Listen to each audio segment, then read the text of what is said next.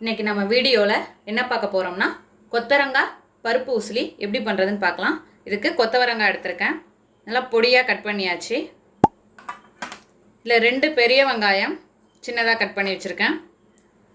ஒரு 4 table spoon கடலைப்பருப்பை ஒரு 1 hour முன்னாடியே ஊற வச்சு எடுத்து வச்சுருக்கேன். அதிலேயே 2 பட்டை மிளகாவும் ஊற வச்சுருக்கேன்.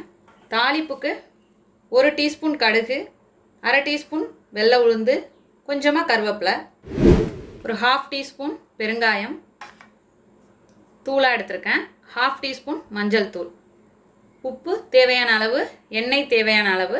இப்போ எப்படி பண்ணலான்னு பார்க்கலாம். இப்போ ஒரு கடாய் எடுத்துக்கிட்டேன்.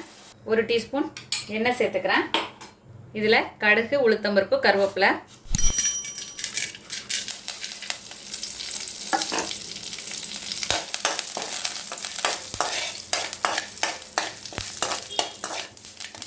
கடுகு வெடிச்சடிச்சு இப்போ வெங்காயம் சேர்த்துக்கலாம்.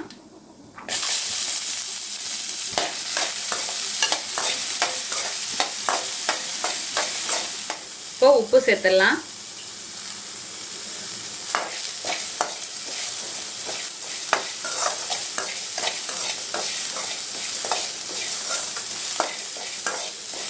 இப்போ வெங்காயம் வதங்கிடுச்சு. இதில் கொத்தவரங்காய்,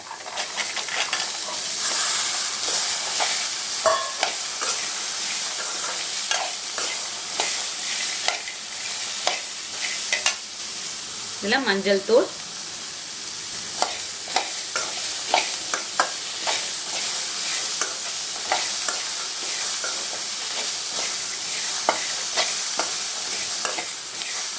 இப்போ கொத்தவரங்காய் வேகிறதுக்கு தண்ணி சேர்த்துக்கலாம். நான் கொஞ்சமாக சேர்த்துருக்கேன். சேர்த்துட்டு மூடி போட்டுடலாம்.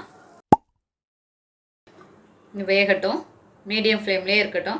இப்போ கொத்தவரங்காய் வேகிறதுக்குள்ளே ஒரு மிக்ஸி ஜாரில் இப்போ நம்ம ஊற வச்ச கடலைப்பருப்பு, பட்டை மிளகாவை சேர்த்து கொரப்பாக அரைச்சி எடுத்துகிட்டு வந்துடலாம்.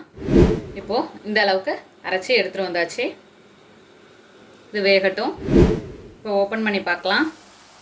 இப்போ கொத்தவரங்காய் வெந்தது. இன்னும் கொஞ்சம் தண்ணி இருக்குது, வற்றி வரட்டும். இப்போ தண்ணியெல்லாம் வற்றிச்சு. இப்போ நம்ம அரைச்சி வச்சுருக்க கடலைப்பருப்பை உள்ளே சேர்த்துடலாம். இதை சேர்த்தோன்னா நல்லா வதக்கிக்கோங்க.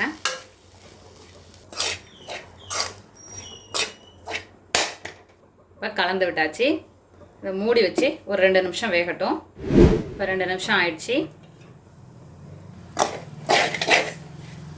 ஃப்ளேமை கம்மி பண்ணி தான் 2 நிமிஷம் வேக விடணும், இல்லைன்னா அடி பிடிச்சிடும். இப்போ பெருங்காயத்தூள்,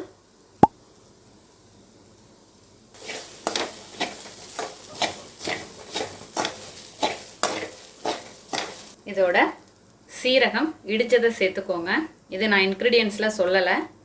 இதுவும் தேங்காய் துருவியதும் சேர்த்துக்கோங்க. இது ரெண்டுமே நான் இன்க்ரீடியன்ஸில் சொல்லலை. சீரகத்தை இடித்து சேர்த்துக்கணும்.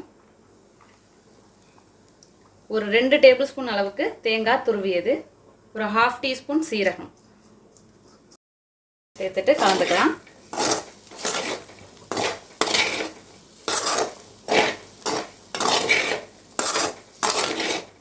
பாருங்க, ஒரு தேங்காய் போட்டு ஒரு 1 நிமிஷம் கிளறி விடுங்க.